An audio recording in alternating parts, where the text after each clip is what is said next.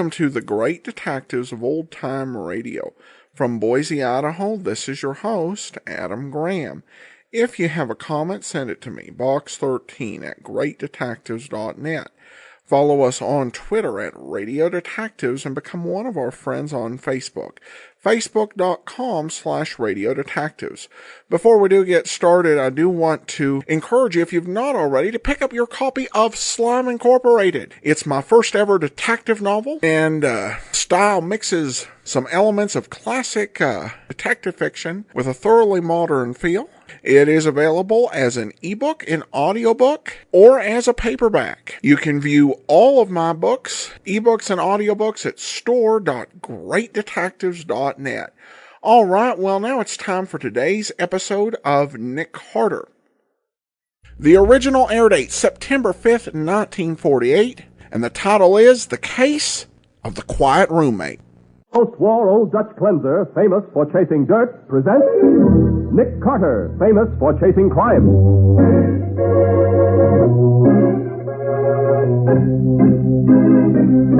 Every week at this time, two great names are joined, as new post-war Old Dutch Cleanser brings you one of the most resourceful and daring characters in all detective fiction, Nick Carter, Master Detective.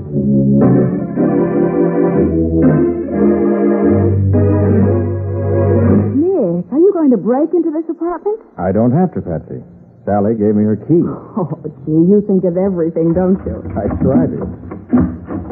Okay, come on in. Uh-huh. Well, this is certainly a pleasant living room. Nothing sinister here. Uh-huh. Looks as though there are two bedrooms, too. Wonder whether this one is married. Let's see what... Oh! Great Scott! Nick. This girl's been shot through the temple. Oh, Nick, I wonder if she... Somebody just came in the front door. It's all right, Miss Carlyle. It's...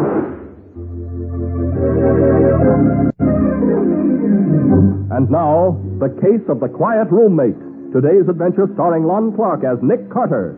Brought to you by new post-war Old Dutch Cleanser. It's late in the afternoon, and Nick and Patsy are in the lavish office of John Fenruss, president of the Fenruss Department Store. I'm glad you brought Miss Bowen to the store with you, Mr. Carter. She'll understand this business.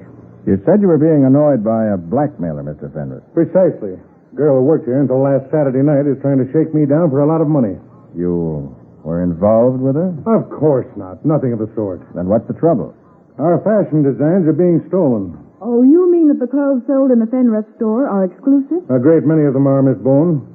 2 years ago, I hired Jerry Bartlett, one of the best dress designers in the business, to create designs exclusively for the Fenruss store. Well, I knew Fenruss models couldn't be bought anywhere else in town. Yeah, but that's the point.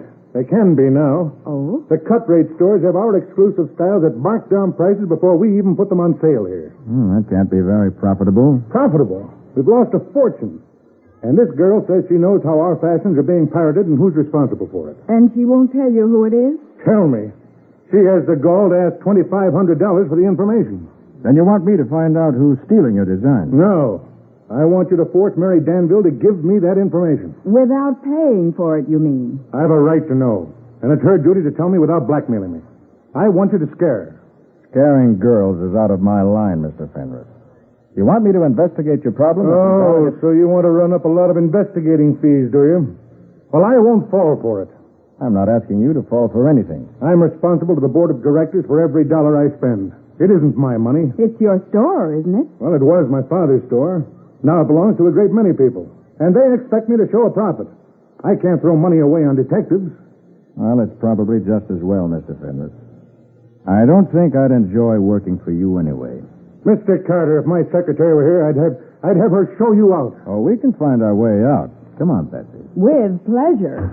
Mr. Fenruss. Miss Carlyle, do you think my office is a public waiting room? Miss Drake isn't at her desk, and I have to see you. Just the same. What you do to Mary Danville is none of my business. But when you start ransacking my apartment, just because... Control yourself, Miss Carlyle.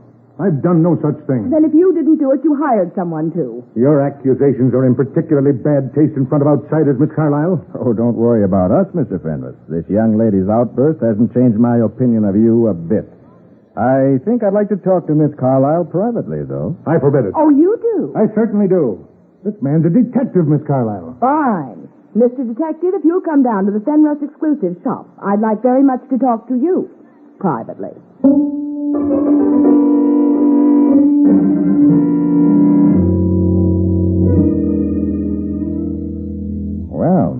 I didn't imagine you'd have a private office like this, Miss Carlyle. Oh, yes, Mr. Carter. I'm in charge of the Fenruss exclusive shop. But with a job like that, I should think you'd be afraid to antagonize Mr. Fenruss. Wouldn't you hate to be fired? He won't fire me, Miss Bowen. What makes you so sure? Because Mr. Fenruss is the only person in the world who would have any reason for ransacking the apartment that Mary and I share.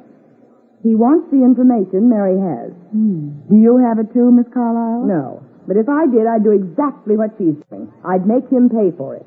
Was the lock on your apartment door broken? No, it wasn't. But somebody had been there because Mary's wardrobe trunk had been turned inside out and my room had been all torn up, too. Was anything stolen? Nothing of mine, and Mary says Fenruss didn't find what he was after. I see. Miss Carlyle, you said Mary Danville hasn't told you what she knows about the fashion theft. Are you and your roommate on friendly terms? Yes, of course. I got the store to hire her, and I also saw to it that she was pushed ahead. But she still doesn't trust you enough to tell you. That is not the point. She said I'd be better off not knowing. That what she'd discovered was dynamite. Look, Miss Carlyle, I don't want to alarm you, but can you get a room for yourself and Mary Danville at a hotel for a few nights? Why, I suppose so. And I'd do it if I were you. And I wouldn't let anybody know where I was staying. But everything's happened while I've been here at the store. Nobody would dare to try anything while Mary and I were at home. I'm not too sure of that. Is Mary at your apartment now? I think so. Why? I want to talk to her, and I'd also like to examine your apartment. Do you want me to take you there now? No, I want you to line up a hotel room. Besides, Patsy and I may do better talking to Mary alone. If you think... I don't think anything yet, Miss Carlyle, except that you may not find it healthy to stay in your apartment. All right, Mr. Carter, I'll do whatever you say.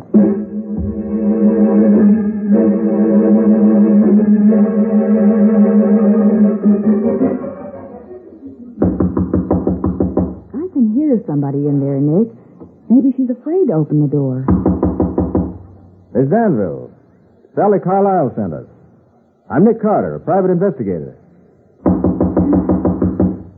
Look, Miss Danville, I know you're in there because I heard you moving around. I guess she isn't going to let us in, Nick. I'm going to camp right here on your doorstep till you open this door, Miss Danville. I'm here to help you if I can. What? Well, now, you're being sensible. I don't know you. What? Miss Bone and I would like you to tell us what you can about your apartment being searched recently. Sally Carlyle told us about it, Miss Danville. Nick and I are here to investigate. So if you let us in... I'm in a hurry right now. I have a date. Couldn't you come back some other time? I'm afraid this can't wait, Miss But Danville. I can't... There's one thing I want particularly to know. Was anything stolen from your wardrobe trunk? No. Miss Carlyle thinks Mr. Fenruss did the searching. So what? Well, do you have any idea? Look, Mr. What's-Your-Name, I told you I'm in a hurry. I'm late for my date now. Is your date with a gentleman friend? Well, yes, my date's with a man. Then we'll just talk to you here outside your door till he arrives. But I'm to meet him downstairs in the lobby. Oh? Your callers meet you in the lobby, do they? Look, I don't know you. Maybe you're a detective and maybe you're not. But until Sally's here to say you're okay, I'm not going to talk to you. I'm ready to leave and I'm going right now. You're making a mistake, Miss Danville. Maybe, maybe not. But don't try to follow me down to the lobby. If you do, I'll call the police. Very well. We won't even go down in the same elevator with you. Go right ahead. That's what I intend to do. Nick, aren't you going to follow her? No. Going to wait here and see what she does. But what do you expect her to do?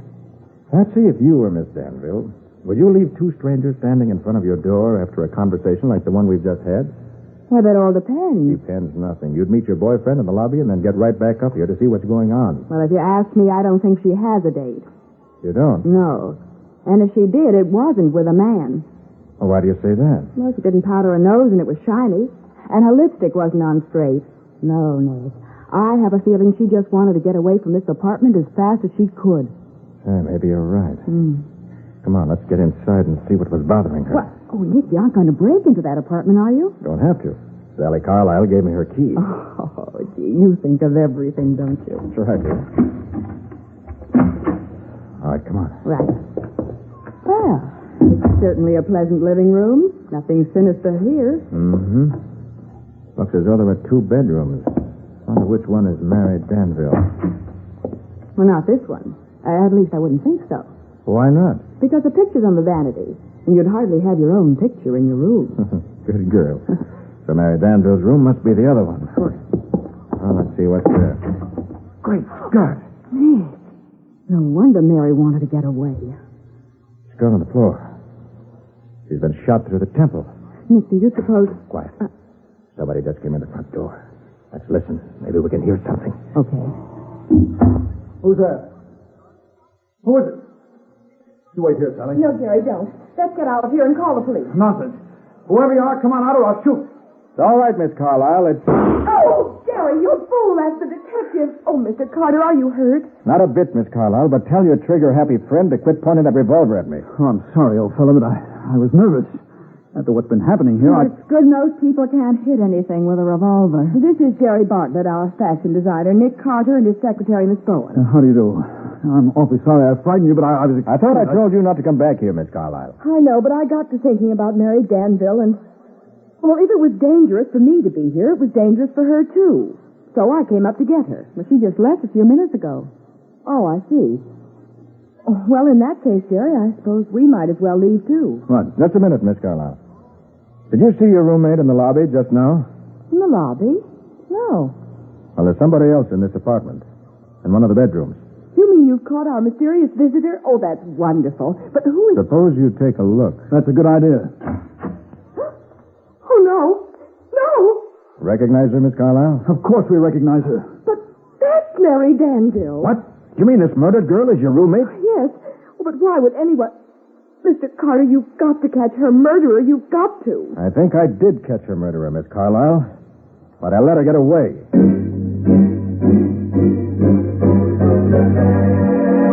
Mary Danville was apparently murdered by the girl who made a cool, daring getaway. But the fugitive's picture is on Sally Carlisle's vanity, so we should know who she was in just a moment.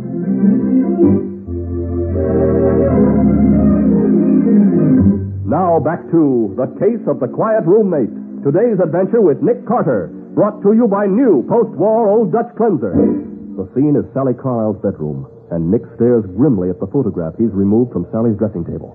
This is a picture of the girl who left your apartment just as we arrived. Who is she, Miss Carlyle? Oh, that's Dorothy Drake. She a particularly good friend of yours? Well, she gave me the picture, and she stops in to see me once in a while, that's all. She's Fenris's secretary, so everybody in the store tries to get in solid with her. Oh, I see. Oh, I think she can give him a boost with Fenris. She really have that much influence with him? Well, if I think I'll have trouble getting Fenris to okay one of my fashion designs, I try to sell Dorothy on it first. If it's okay with her, he'll take it. Oh, then she gets to see your designs before they're approved? Well, sure she does. Uh-huh. Who else sees them? Well, Fenris, of course, and Sally here. Oh, yes, I see them, too. Do you think this Dorothy Drake would commit murder to help Fenris? You said she was here in this apartment when you got here, didn't you? Yes, she was. Well, I don't see why you let her get away. Well, she told us she was Mary Danville. We had no reason to doubt her. But she doesn't look the least bit like Mary. Don't forget, Miss Carlyle, I never saw Mary Danville before. And we didn't find Mary's body until after Dorothy Drake had left. She must have killed Mary. All you have to do is find her. You know where she lives? Well, sure, there's no secret about that. Over on Prince Street. But she won't be there. Mary must have known that she was the fashion thief. Oh, just a minute, Miss Carlyle. We can't assume that she's guilty of Mary's murder or of the fashion thefts either. You and Mr. Bartlett and Mr. Fenris all had access to the fashion designs. But if she isn't guilty, why did she run away? We don't know that she has run away. If she's smart, we'll find her at home. Let's see if she is smart.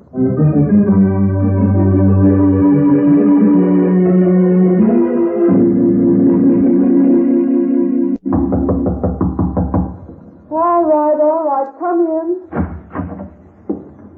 You don't seem surprised to see us, Miss Drake. I knew you'd be here after me. Well, are you coming in? Thanks. We are.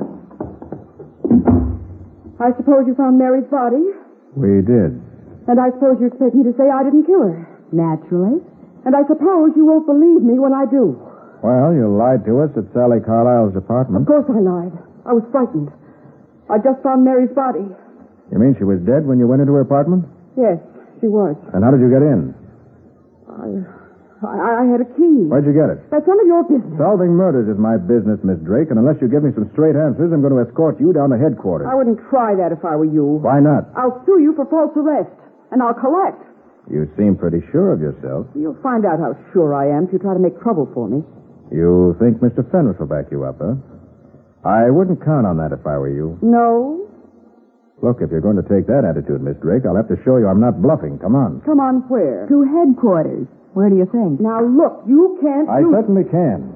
And if you won't come willingly with me, I'll have Sergeant Matheson of the homicide squad here within 10 minutes. You just try it and see what'll happen. Very well. Where's the telephone, Miss Drake? It's in the hall, Nick. Fine. Call Mattie, will you? Right. No! Don't you dare! Walter! Mr. Carter, Well, if I were you, I wouldn't make any phone calls until I knew what I was doing. Why, Mr. Fenrod. I won't have my secretary, myself, or the store mixed up in a murder scandal, Carter. And if you do it, I'll run you right out of business.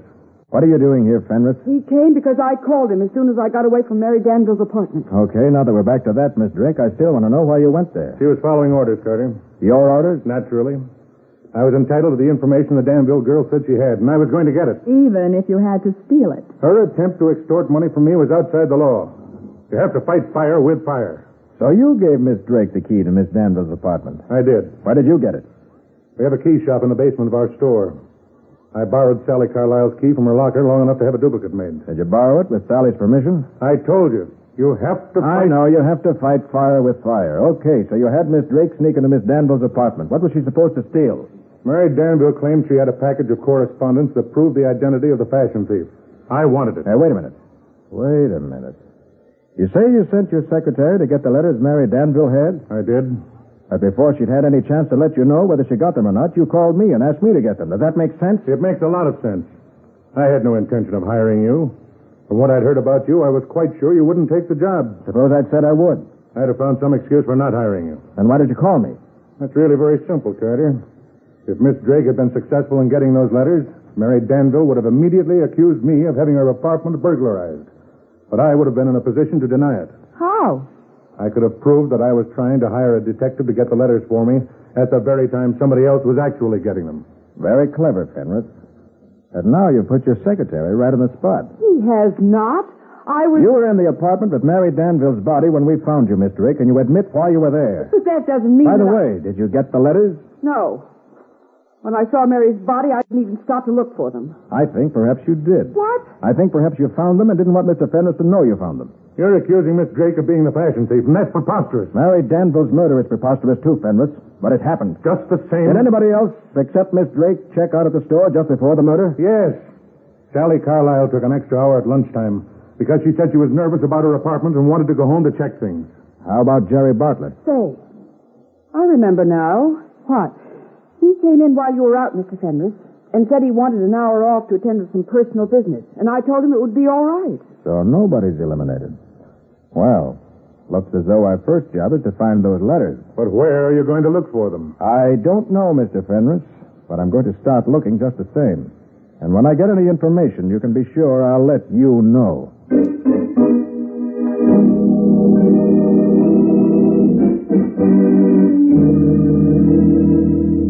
Miss Bowen, what's the idea of summoning all of us here to Carter's office in this high-handed manner? He has some information for you. He isn't even here. He said he'd be delayed a bit, Mr. Fenris. Delayed? Doesn't he know my time's valuable? Should we go back to the store, Mr. Fenris? You can go back if you like, but I'm staying right here. Oh, you are you? We'll see about that. I'm staying, too. Mr. Carter must have had an important reason for asking us to come here. The only thing that's important to me is to find out who's been stealing our fashion design. You mean murder doesn't bother you? Mary Danville was outside the law, Miss Bowen. She deserved what she got. Did Carter say how soon he'd be here? I'm sorry. He didn't. Just the same, we'll wait until he gets here.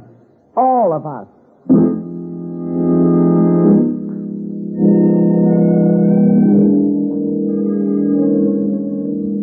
This is an outrage. We've been here nearly 2 hours, and I refuse to submit to such treatment any longer. Where is Carter, anyway? I'm sure I don't know, Mr. Fenris. All he said over the phone the last time he called was... I know. He said to tell us to wait. Well, I'm not going to wait any longer. I'll bet you are. Your curiosity wouldn't let you do anything else. What the devil's he up to, anyway? Oh, Miss Boyd wouldn't tell, even if she knew, Jerry. Ours not to reason why. Ours just to wait. Hi, everybody. Well, it's about time, Carter. Do you realize you kept us waiting here? Yes, Mr. Fenris, I've kept you waiting about 2 hours. Well, your explanation better be good. I'm a busy man. My explanation's very good. I intended to keep you people waiting here when I called you. Why, of all the colossal I nerve... had to get you here so I could search your homes without being disturbed. You mean you... I mean, I've made a thorough search, Miss Drake, with the full approval of the police department. I'll have you thrown into jail. I'll have Calm down, Mr. Fenris.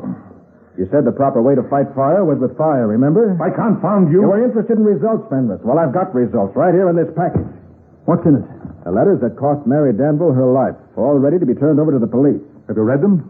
I haven't even examined them. I thought I'd prefer to do that with everyone present. Well, why wait any longer, then? I don't intend to wait. No, I'll take care of this. Nobody's going to frame me. Nick has got a gun. So I see. Has anyone accused you of anything, Mr. Bartlett? No, and nobody's going to. Well, as long as you have that gun in your hand, I suppose you're right. You just keep away from me if you don't want this gun to go off. Now, let's see these letters. Why, They aren't the letters at all. Carter's trying to trick us. Quite right, Mr. Fenris. They're fakes. I didn't even look for the letters. What?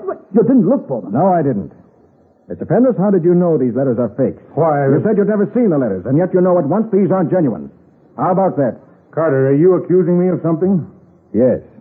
I'm accusing you of Mary Danville's murder. That's utterly ridiculous. You don't think I'd steal my own fashions, do you? They aren't your fashion. That's just the point, Fenris. They aren't your fashion. Now, see here. You're president of the store because of your name, because your father founded the business. The money you made stealing those fashions and selling them was probably more than your salary. So Fenris murdered Mary, then deliberately sent me to her apartment so that if anything went wrong, I'd be the suspect. Miss Drake, don't be a fool. I'm not anymore. I'm getting smart. The rest of us had to check out before we could leave the store, but you didn't. And I'm the only one who knows you weren't around the store at the time of the murder. Nick, that's right. She said Mr. Fenris was out, so she told Jerry Bartlett it would be all right for him to leave. Look, Carter, it may be news to you, but there aren't any letters. There aren't. No, Mary and I worked out that scheme because I thought Fenris suspected me. What scheme? Well, you see, it was like this. I paid Mary to quit her job and make Fenris that proposition. My professional reputation was at stake, and I thought I could get the fashion thief to show his hand that way. If you knew there weren't any letters, why did you pull that gun? Well, I got excited, I guess. I knew there weren't any letters, and then when you showed up with a whole bundle of them, I figured I was being framed with fake letters. I wasn't going to stand for that. Oh, you've all lost your senses. Believing that fantastic story about hiring Mary Danville. Look at him with his gun in his hand. Jerry, look out! Not quick enough, Bartlett. Don't try to get your gun back, not unless you want a slug in the heart. And that goes for all of you.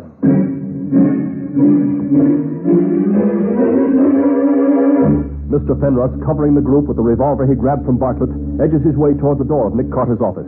We'll see what happens in just a moment.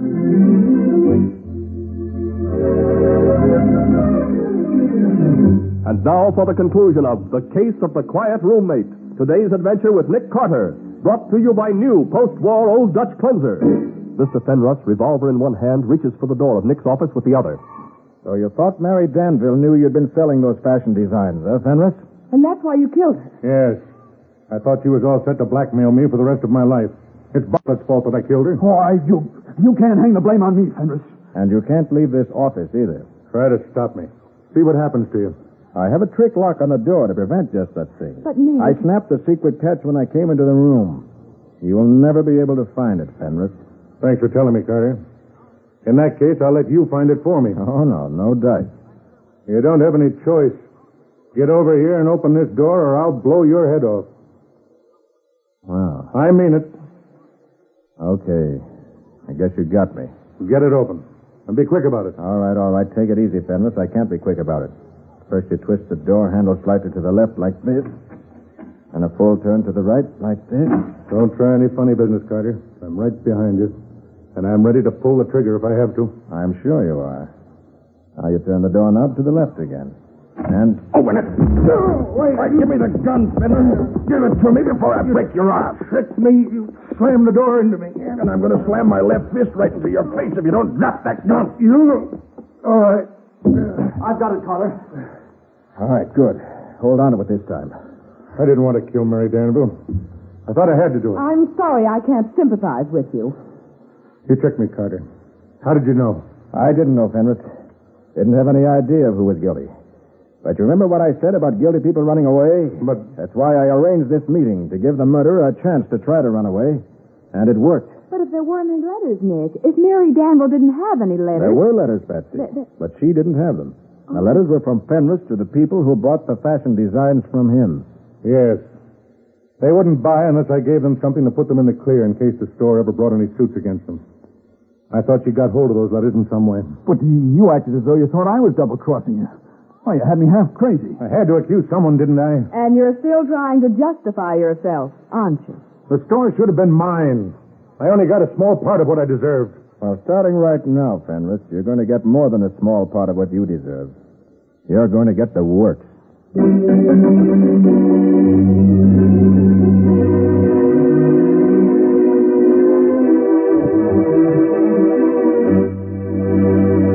Well, Nick, let's hear something about the adventure new post-war Old Dutch Cleanser is going to bring us next week. Mike, it started when Patsy and I went on a visit to another city and were greeted by a welcoming committee. A welcoming committee with machine guns, no less.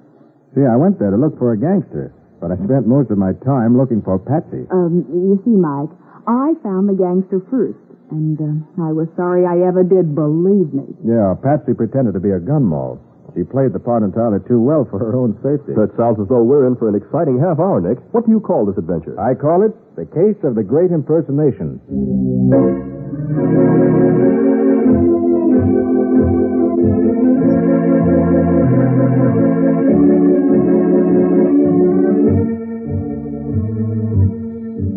Nick Carter, Master Detective, is presented each week at this time by the Cudahy Packing Company. It is produced and directed by Jock McGregor and is copyrighted by Street & Smith Publications, Incorporated. Charlotte Manson is featured as Patsy. Today's script was written by George B. Anderson. Original music is played by Henry Silverne. This program is fictional, and any resemblance to actual persons, living or dead, is purely coincidental. With millions of additional children entering our schools during the next few years, the nation faces serious educational handicaps. Inferior education for our boys and girls may damage our prosperity, our traditions of freedom, our security. That's why we urge every adult to work with local civic groups and school boards to help improve educational conditions. Show by your interest and friendliness that you appreciate the importance of your children's teachers. They mold our nation's future. This is Michael Fitzmaurice saying, when minutes count, use new post-war Old Dutch Cleanser.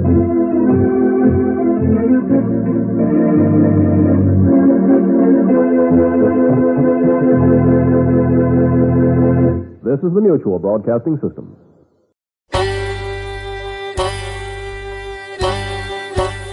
Hi, this is Andrew from OTRWesterns.com. I wanted to invite you to come take a look at our site. We stream live OTR Westerns 24 hours a day, 7 days a week, along with putting out podcasts of old-time radio westerns. Check us out at OTRWesterns.com. You're listening to The Great Detectives of Old Time Radio with Adam Graham. Now let's get back into the show.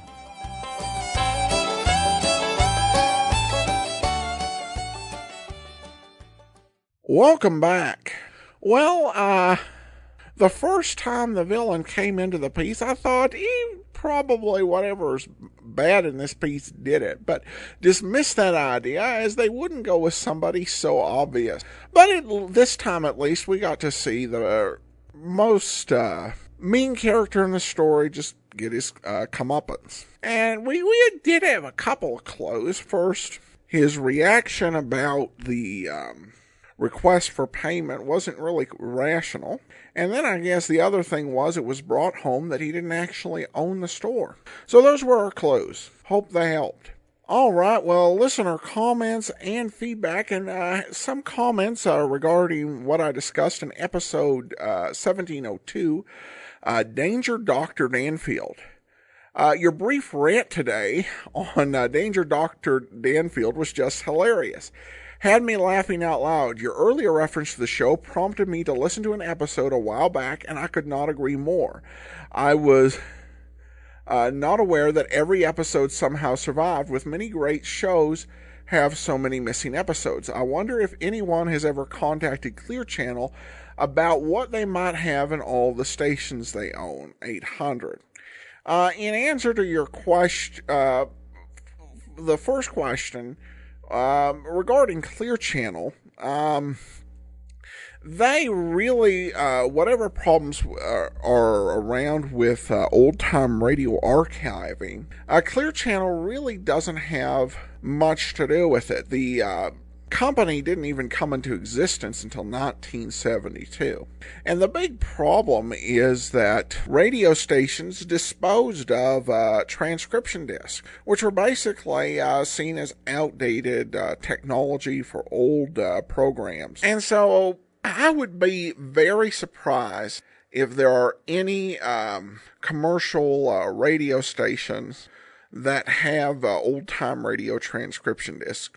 There might be some station somewhere that played a tape of old-time radio from the 1970s or something, and it's since gone out of circulation. But that's kind of far-fetched.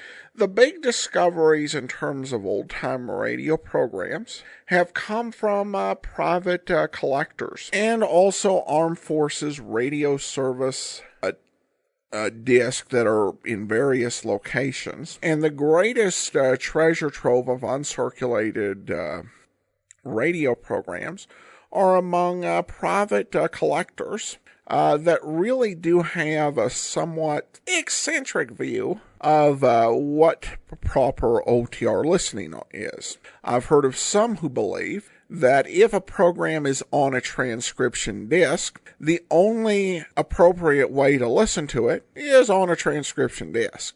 They don't want to go with all of this digitizing. And for some, it is a thing of, I've got this episode of Nick Carter.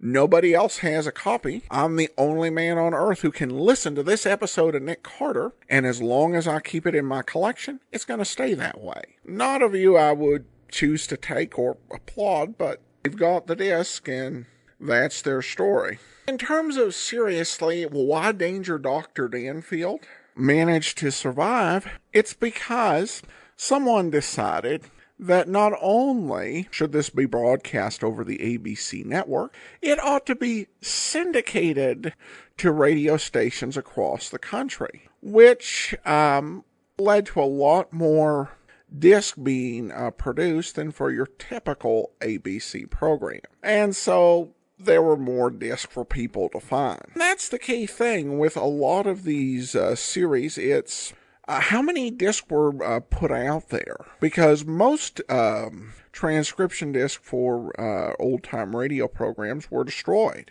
but a certain percentage survived. So if you syndicated a show for a long time, you syndicated a lot of runs of the show, then the odds get better and better that episodes are going to survive, because there are more opportunities for fans of old-time radio to have gone and picked up the transcription disc and saved it from being thrown out. That's why, for example, that so few episodes of the San Francisco originated version of Pat Novak for Hire survive.